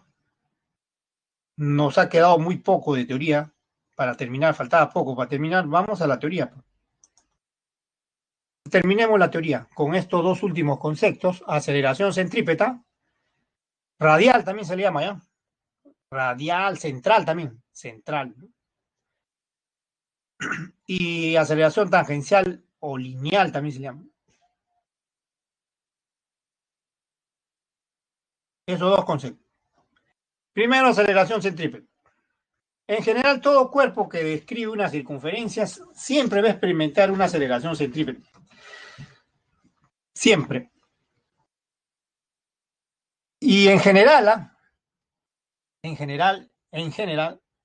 también una aceleración paralela a la velocidad tangencial, se llama aceleración tangencial. Como pueden ver ahí, un auto, vamos a suponer que esté moviéndose en una pista circular, ¿ya? Este auto, cuando se mueve en una curva, en una pista circular, este auto cuando se desplaza en una curva, siempre va a experimentar una aceleración hacia el centro de esta circunferencia, que es la flecha de azul, la aceleración centrípeta. Y también, en general, va a experimentar una aceleración tangencial. Cuando varía la velocidad tangencial o la rapidez tangencial, va a experimentar una aceleración tangencial, que es esta otra flecha de acá. La resultante de esas dos es una aceleración resultante, que está la flecha de naranja, ¿ven? Y esta flecha de naranja, que es la aceleración resultante, observen que no está dirigida hacia el centro, tiene una dirección arbitraria. Ahora, ¿cuáles son las expresiones matemáticas para estas dos aceleraciones? Para la magnitud de la aceleración centrípeta puede expresarse así: rapidez tangencial al cuadrado sobre radio, o también así: rapidez angular al cuadrado por el radio, ¿no? Para la aceleración tangencial, ¿no? Una sola fórmula: aceleración angular por el radio de la circunferencia. Estas expresiones son generales también, ¿eh? Válida para todo tipo de movimiento circular, excepto para el MCU, pues ahí no existe aceleración tangencial, ¿no? En el MCU no existe aceleración tangencial, esa es una de las observaciones. Ya le dije ahorita esta observación, que hay una aceleración resultante, esa es su magnitud, y si estamos en el caso del MCU, no hay aceleración tangencial, no hay, ¿ven? No hay, es cero, no hay. Solo hay centrípeta, ¿no? Solo en el caso del MCU. Solo en el caso del MCU. Ahora sí, terminamos la teoría. Pasemos a los últimos dos ejercicios. Volvamos el bloque de ejercicios, a ver. A bloque de ejercicios. Número 7. Un automóvil se desplaza en una pista circular de 300 metros de radio. Ahí está, ven, la pista circular. Entre las posiciones A y C, cuando pasa por el punto A, que es el punto donde recién estamos observando el movimiento del auto, ¿ya? O sea, es el instante cero, el ángulo cero, desde ahí empezamos a observar el movimiento del auto. La posición inicial es el punto A. Ahí tiene una rapidez tangencial el auto, ¿no? De 20 metros por segundo. A ver si se distingue con este color, ¿no? De esta flecha de rojo se distingue, ¿ven? Aquí hay una rapidez tangencial. Su índice T o velocidad tangencial. Y voy a ponerle también su índice A al costado, ¿ya? Para indicar que es el punto A, ¿no? Listo. Entonces, dice que queda en reposo en C. O sea, aquí en C, la velocidad tangencial es nula. O la rapidez tangencial es cero, también se puede decir, ¿no? Este es el punto C, ¿no? Esto vale cero acá. Pero no se olviden que también pasa por B, ¿no? Cuando pasa por B, sí existe, por supuesto, velocidad tangencial cuando pasa por B, ¿no? Acá hay una velocidad tangencial. Otra vez su índice T, ¿no? Su índice T, y le pongo al costado, le pongo su índice B para indicar que es el punto B, ¿no? ¿Ven? ¿Y a qué más leen? A ver, ¿qué más leen? Dice que el auto tardó 8 segundos en detenerse, o sea, entre A y C hay un tiempo de 8 segundos. ¿Ya? La pregunta es, ¿cuál es la razón entre las magnitudes? Bueno, acá se ha escrito con mayúsculas y minúsculas. Las magnitudes de la aceleración tangencial a la aceleración centrípeta, ¿no? Considere que B es punto medio del arco AC, ¿no? Ya aclarado esto, entonces vamos a la solución, ¿no? Vamos a la solución. Podemos partir de esta ecuación, velocidad angular en función del tiempo. Vamos a hacer un artificio acá, multiplicamos por el radio, a la derecha y a la izquierda. A la derecha y a la izquierda. A la izquierda, este omega por R, acuérdense qué significa. La relación entre velocidad angular y tangencial, claro, velocidad tangencial, ¿no? Final. Este significa omega sub 0 por R, velocidad tangencial inicial, y alfa por R es la aceleración tangencial que ahorita hemos estudiado en la teoría, ¿no? Correcto. Entonces, aquí entre A y C, ¿qué tenemos? A ver, entre A y C tenemos que la velocidad tangencial en A se expresa así, 20 metros por segundo. Esto es dato. En la velocidad tangencial en C es cero. Esto es cero, ¿ah? Pero lo estamos denotando omega por R, ¿no? Esto es cero porque se detiene. Como la velocidad angular es cero cuando se detiene, entonces el producto es cero, pues esto es cero, ¿no? Y esta es la aceleración tangencial. Así que esta fórmula que se ha puesto ahí queda así, ¿ven? Velocidad tangencial en C es igual a la inicial en A más aceleración tangencial por el tiempo.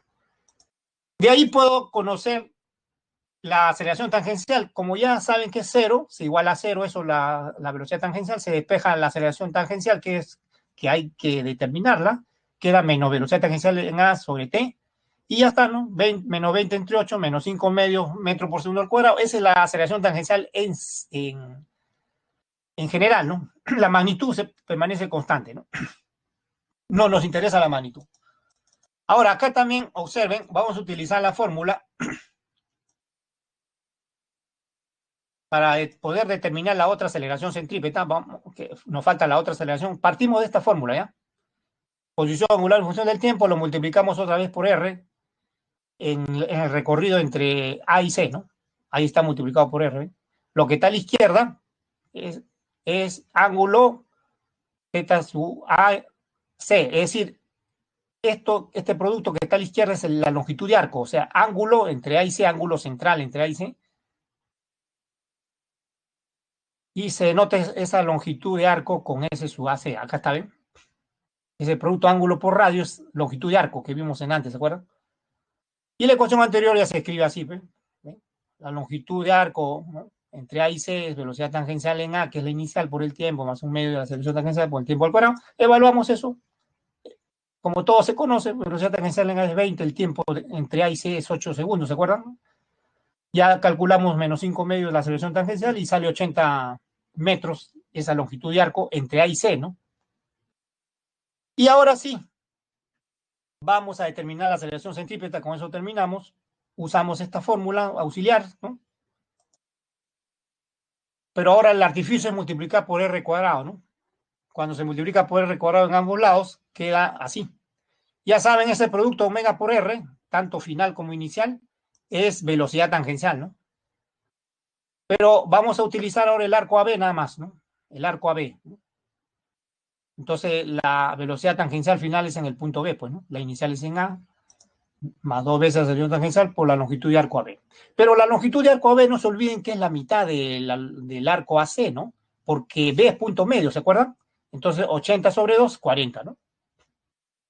Y con ello, ya podemos evaluar lo de arriba. Ahí está la evaluación, 20 al cuadrado más 2 por menos 5 medio por 40, 200 sale velocidad tangencial en B al cuadrado. No necesito sacar raíz cuadrada porque como voy a determinar la aceleración centrípeta, ya está el cuadrado acá, la velocidad tangencial en B, ¿no? En el punto B al cuadrado. Por eso ya no necesito sacar raíz cuadrada. 200 entre 300, 2 tercios. Y ya está, terminó. Ahora sí la razón, ¿no? De la valor absoluto, ¿ah? Magnitud. 5 medio entre 2 tercios, 15 cuartos. Y esa es la respuesta. Este problema sí se sale fuera del marco de un problema de examen porque es extenso. Estos problemas son de reforzamientos. A veces le van a poner problemas de reforzamiento así un poquito largos, ¿no? Para que puedan ampliar más sus conocimientos. Y lo último es teoría nada más. En el MSV, ¿no? Respecto al movimiento circular que hemos estudiado, MSU, MSV. Ahí están las tres proposiciones. Contestemos la primera. En el MSU dice: el vector de aceleración centrípeta varía continuamente, por supuesto, la flecha va cambiando de dirección, ¿no? En cada instante, ¿no? La flecha va cambiando de dirección en cada punto de la circunferencia. Dos, en el MSV la aceleración del móvil no es central. No es central, dice. Correcto, en antes vimos, ¿se acuerdan el dibujo del auto? La aceleración resultante no está dirigida hacia el centro, tiene una dirección arbitraria, ¿no? Y tercero, en el MSU la aceleración centrípeta es nula. No, nunca es nula la aceleración centrípeta, nunca. La aceleración centrípeta nunca es nula, ¿no? Nunca es nula. Verdadero, verdadero, falso, ¿no? Lo último es falso. Y ya está. Ahora le voy a proporcionar rápidamente, antes de irnos,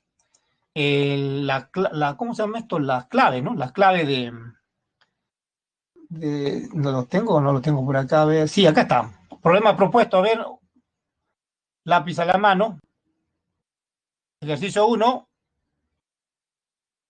ejercicio 1, la clave es 45 grados, ¿ya? La B, la clave es 45 grados, B. Ejercicio 2, la clave es A, 3,8 metros, ¿ya? A, 3,8 metros la clave. La clave la 3 es falso, falso, verdadero, ¿ya? Ya la C. ¿No? Falso, falso, verdadero, C, ¿no? La 3. La 4, la clave es D, o sea, 0,03 metros por segundo. La 5, la clave es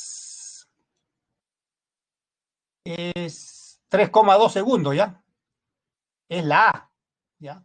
La A, la 5, 3,2 segundos. La 6 es verdadero, verdadero, falso, ¿ya? Verdadero, verdadero, falso es la 6, clave C. La 7 es la A. No, perdón, la 7 es 2,5 radianes por segundo al cuadrado. La 7 es, bueno, este valor no está, ¿no? No está. Ya, pero bueno, sí, sí está, sí está. Acá está, 2,5 radianes por segundo al cuadrado es la B, ¿no? La 8 es la B, ¿no? La 7 es la A, ¿ya? La 7 es la A, 0. La 8 es la B, ¿no? La 8 es la B, ¿ya? La 7 es la A, la 8 es la B. Listo, entonces,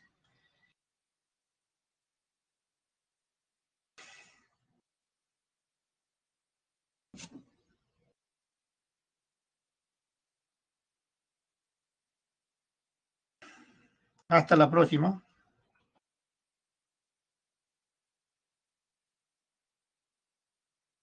Nos vemos este martes. Una pequeña encuesta, como siempre. Entonces, nos estamos viendo. Que les vaya bien.